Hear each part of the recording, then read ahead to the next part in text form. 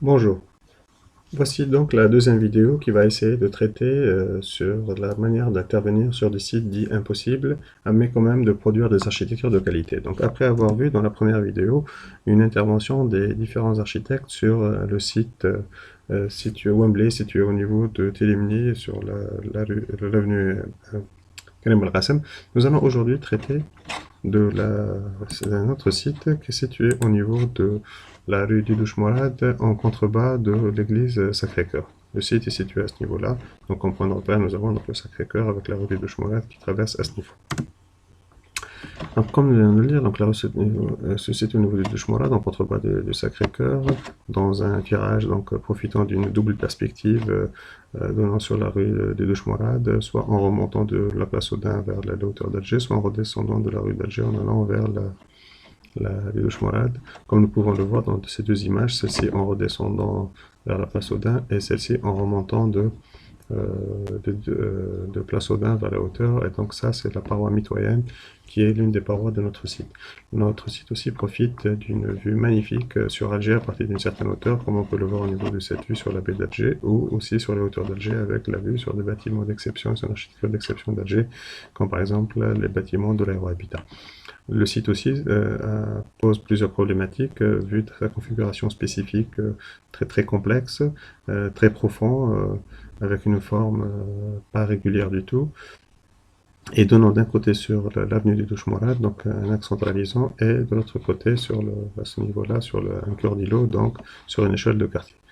Ainsi, donc, les différents défis que relève cette parcelle, c'est il se situe au niveau d'un creux de virage, c'est une parcelle profonde et de forme complexe et en pente, puisqu'il y a une grande différence de niveau entre la hauteur au niveau de la rue du Dochemorad et la rue Nokar actuelle, rue Minani, avec une différence donc, de niveau assez importante entre les deux. Et donc le devoir et l'obligation de gérer des façades étroites sur la rue Nokar et la prise en charge d'un cœur. Le premier projet que nous allons aborder est celui d'un centre d'affaires au niveau de Douche-Morat, réalisé par M. Janel Oukas en 2011 dans la spécialité PICA. Nous revoyons donc ici la configuration de la parcelle avec les jeux de différence de niveau et aussi l'existence de bâtiments qui donnent directement sur la parcelle avec des balcons et des ouvertures qu'il va falloir prendre en charge au niveau de l'intégration. La première action de l'architecte a été d'essayer de jouer sur le skyline en essayant de trouver des gabarits qui puissent avoir une continuité et absence de dérangement de son environnement immédiat. Donc il a mis en place 3 volumes. Le premier qui respecte les hauteurs du bâtiment par rapport à la rue des Douche-Morad, le deuxième qui reprend la mitoyenneté du bâtiment qui donne sur le corps d'îlot, et le troisième qui est en contrebas, qui respecte non seulement la hauteur des bâtiments existants, mais qui évite donc d'étouffer ce bâtiment-là et d'éviter donc de lui gâcher les vues et l'aération dont il profite actuellement. Suite à cela,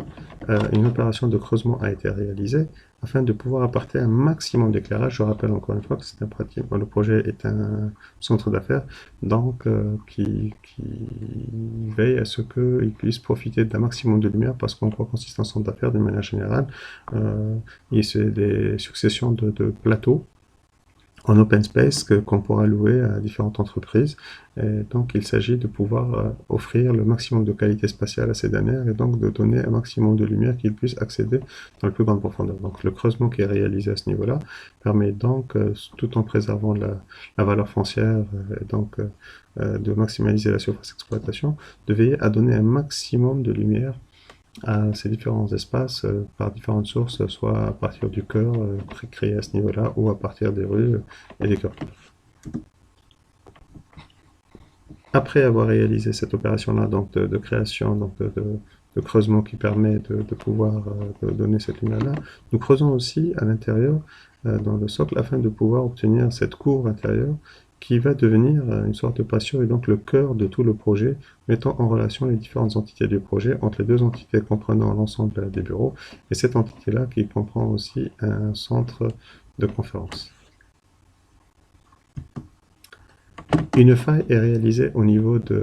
donc une sorte d'entaille qui est réalisée au niveau de la rue du Douche-Mourad, afin de pouvoir jouer plusieurs rôles. Premièrement, la prise en charge de la perspective pour les personnes qui descendent de la rue du Douche-Mourad, la prise en charge de la perspective aussi de les personnes qui reviennent, qui remontent au niveau donc du Douche-Mourad, avec la création ici des murs végétalisés, qui va dénoter, donc créer un élément signal au niveau d'une rue qui est fondamentalement composé d'éléments minéraux. Donc l'introduction d'un élément végétal permettrait donc de créer un élément signal et de se démarquer par rapport à l'environnement. Et aussi, donc troisième raison pour la création de sa faille, c'est la création de l'élément d'entrée, donc l'accès au niveau du projet pour accéder vers le cœur du projet qui est la cour que nous avons précédemment, qui permet donc de distribuer les différents usagers vers l'ensemble des entités que compose le projet. Enfin, une petite opération d'imbrication volumétrique est réalisée au niveau de la rue Minané afin de pouvoir prendre en charge la perspective et signaler de la rue, mais aussi signaler l'accès du parking de ce projet. Voici ce que ça donne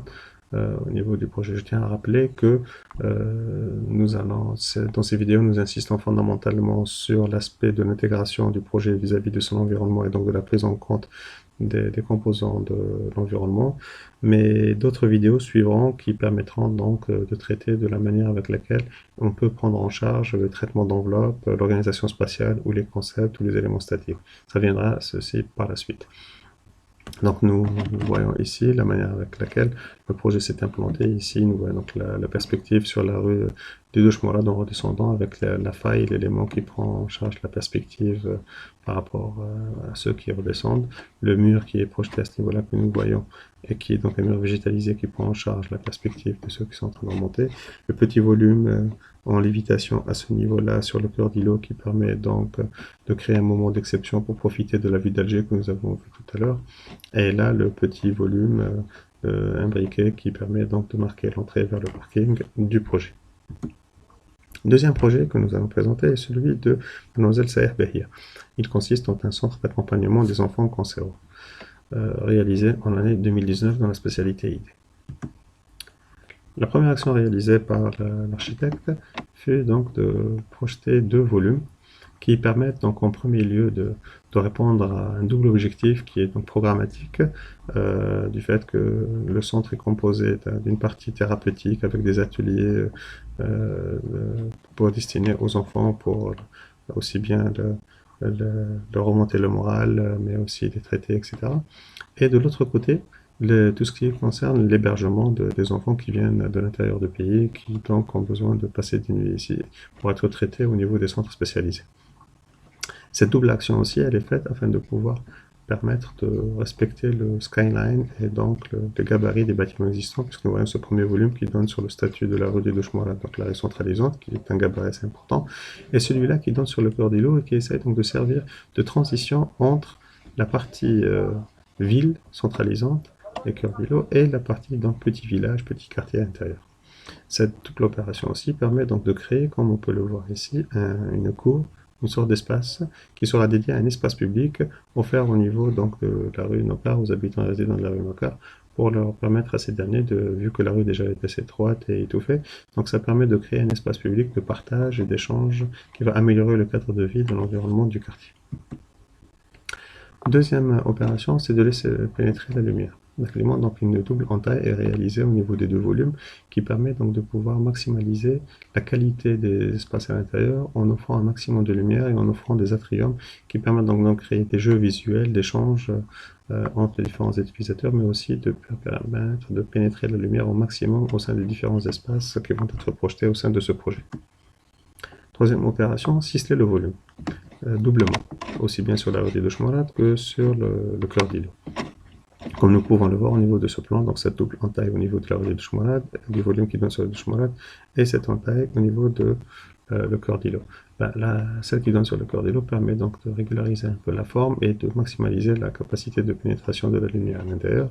Et celle du Douche-Mourad, ça permet de prendre en charge la double perspective qui donne sur le bâtiment, aussi bien par rapport à ceux qui remontent la rue que ceux qui redescendent au niveau de la rue. Quatrième opération, c'est créer l'élévation. Je tiens à rappeler que le projet consiste en un centre pour les personnes, les enfants cancéreux, atteints de maladies du cancer. Et donc, l'étudiante a travaillé sur un concept qui est celui de l'arbre à souhait. Donc la capacité donc, de répondre aux vœux des enfants et de leur faire rêver, donc l'arbre à souhait, donc souhaitant et rêvant d'un monde meilleur, et donc de la capacité de pouvoir continuer à vivre et profiter de cette vie. Et parmi les deux traits de caractère qui ont été retenus par rapport à ce concept-là, ce sont donc l'élévation vers le haut et l'effet de lévitation, de léviter, de se sentir plus léger. C'est pour cette raison-là que pour accentuer cet effet, donc une création d'une faille qui permet donc de jouer un contraste entre l'élément massif, plein, et l'élément évidé, transparent, donc de donner cette impression de lévitation, mais aussi de créer des proportions qui permettent de donner cette sensation de lévitation et donc d'élever le regard vers le ciel et vers le haut. Donc comme nous pouvons le voir aussi bien sur la partie qui donne sur le cœur d'îlot, mais aussi sur la partie qui donne sur la rue du Dochmarad, et nous voyons aussi sur la partie qui donne sur l'espace public intérieur créé par l'architecte. Cinquièmement, connecter et filtrer. En dernier lieu, donc ce volume vient pour pouvoir permettre à ce que le projet puisse connecter. Après tout, c'est vrai qu'il y a deux entités qui fonctionnent d'un point de vue fonctionnel de manière totalement indépendante. Donc l'architecte a choisi de pouvoir les implanter chacune en fonction de la manière avec laquelle est pratiqué le site. Donc toute la partie thérapeutique est mise sur la côté du Dochmarad afin de permettre donc, au maximum de gens qu'il soit accessible au maximum de gens sur la ville d'Alger. Et la partie arrière, calme, sereine, avec des belles vues sur Alger, est donnée à l'hébergement pour permettre donc d'assurer la sérénité aux enfants qui vont venir utiliser ce centre-là et d'être dans l'obligation de passer des nuits. La passerelle, donc, elle est un élément donc, de mise en connexion de projet, mais aussi de filtrer le passage entre les deux parties. Et en même temps, c'est une unité de soins, donc c'est elle qui servira de mise en relation entre les deux grandes entités du projet. Nous voyons ici une première perspective qui nous permet donc de voir le volume à ce niveau-là, qui est en lévitation, qui est le volume qu'on percevrait en remontant sur la rue du Dochmarad, et donc il prend en charge la perspective de la rue. Nous voyons ici donc d'autres vues, donc toujours sur le même élément, mais vues de nuit. Là, sur la vue sur l'espace public intérieur qui sera donc offert aux habitants du quartier, et donc pour permettre de créer des moments d'amélioration des cadres de vie de l'environnement du quartier. Et donc nous voyons encore ce volume en lévitation, cette passerelle, et une autre vue en perspective donc de la rue des Dochmarad, mais en redescendant, et donc de l'élément qui vient, qui prend en charge la perspective des personnes sur la rue qui redescendent sur cette rue-là. Troisième projet est celui de Creat Al Institute, qui est une école de design réalisée au centre d'Alger par Saïr Linda.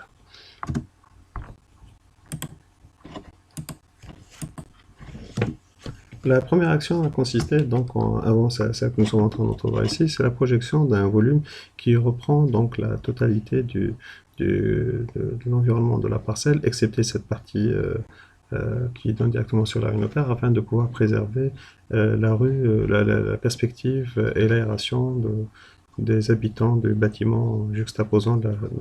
la parcelle de l'architecte. Donc un volume qui vient reprendre donc toutes les mitoyennetés, la première, la deuxième et la troisième qu'offre le site, en dégageant donc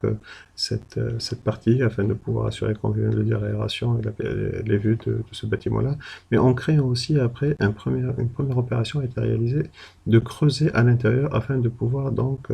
offrir, étant donné que c'est une école de design, donc beaucoup de classes, nécessitant beaucoup de lumière et d'aération, et en même temps d'espaces de partage commun tels que la cour, donc permettant à l'ensemble des futurs étudiants de profiter d'un espace commun et de partage entre eux.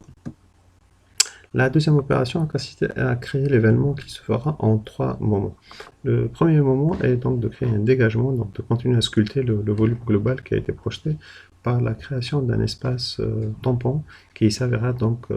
pour les étudiants, donc sachant que c'est un équipement recevant du public, il était totalement nécessaire de créer un espace tampon donnant pas directement sur la rue afin de préserver la vie telle que demandée dans les cadres de réglementation de sécurité pour les utilisateurs de cet équipement. La deuxième opération est donc de créer un volume repère sur l'avenue des Dochmarad qui va donc servir donc de repères et de prise en charge des perspectives, la double perspective qui donne sur la rue en redescendant ou en remontant. Le troisième élément qui crée l'événement, c'est l'écran. Donc nous remarquerons qu'au niveau de la rue, les deux bâtiments adjacents à notre parcelle ne sont pas alignés, ne respectent pas un alignement strict. Ouais, donc celle-ci qui est tout à fait lisse et continue, contrairement à celle-ci qui est totalement en zigzag et donc dans la direction reprend ce sens-là. Ainsi, l'architecte Linda Sayer a réalisé un double volume, ces deux volumes, le premier et le deuxième, non seulement pour créer des éléments repères, des éléments signalétiques, mais aussi pour reprendre la direction des deux bâtiments auxquels la parcelle se trouve adjacente. Et l'introduction de cet élément écran a non seulement comme rôle encore de remettre les choses à échelle humaine, mais aussi de bien marquer le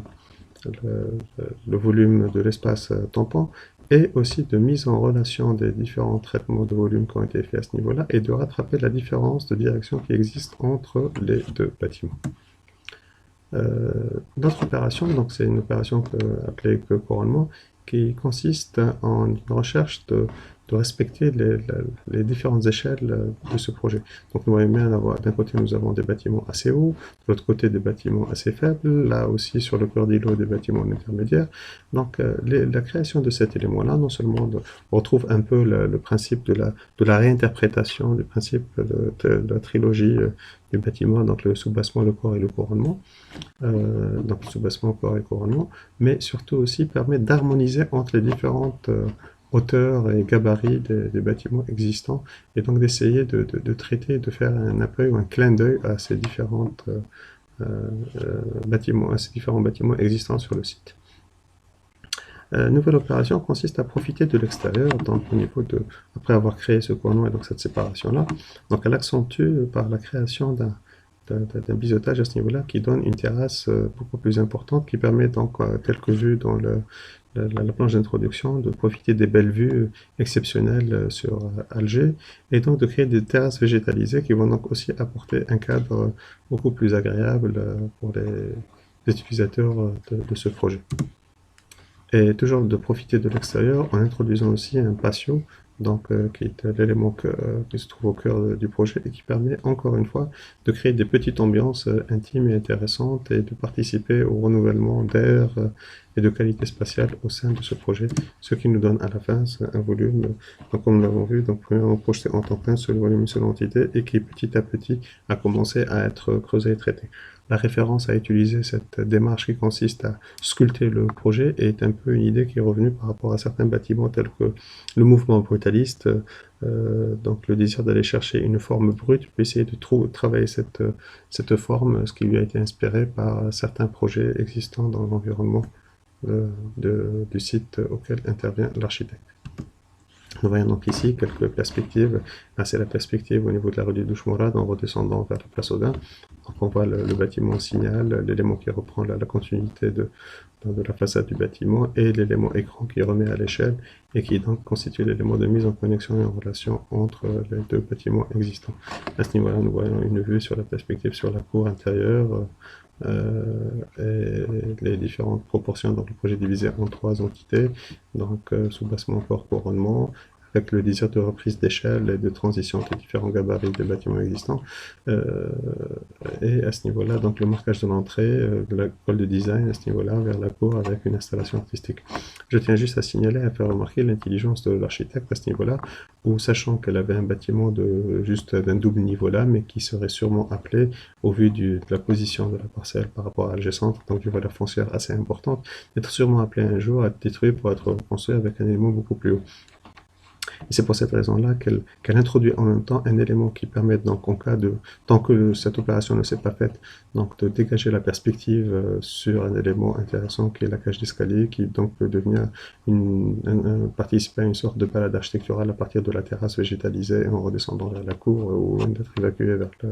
le cœur d'îlot. Mais dans le cas où un jour ceci se refermera, eh bien, ceci ne posera pas de problème. Donc, une action qui permet donc de réfléchir sur la double possibilité, soit le bâtiment ne s'est pas encore construit et donc nous pouvons profiter de la vue sans pour autant encore créer un élément qui va encore choquer le cadre du paysage et des perspectives, ou plus tard, si ceci est bien fermé, et bien ça ne posera pas de problème d'un point de vue fonctionnalité et usage du bâtiment. Le quatrième et dernier projet que nous allons présenter dans le cadre de cette parcelle située au niveau de Contrebas du Sacré-Cœur est le projet réalisé par l'architecte Boato Lilia, qui est un centre socioculturel appelé le 109.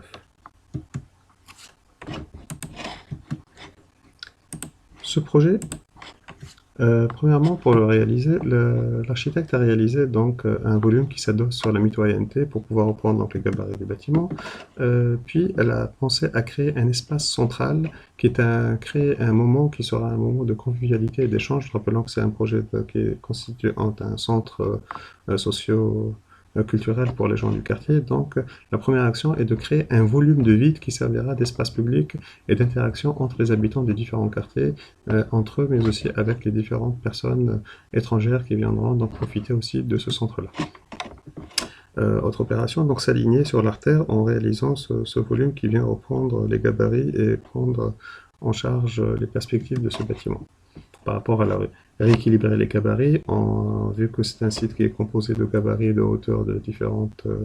de bâtiments de différentes hauteurs, donc il était important de réaliser des bâtiments qui puissent être un élément de transition, d'harmonisation entre les différentes hauteurs existantes et le futur projet qui allait être projeté à ce niveau.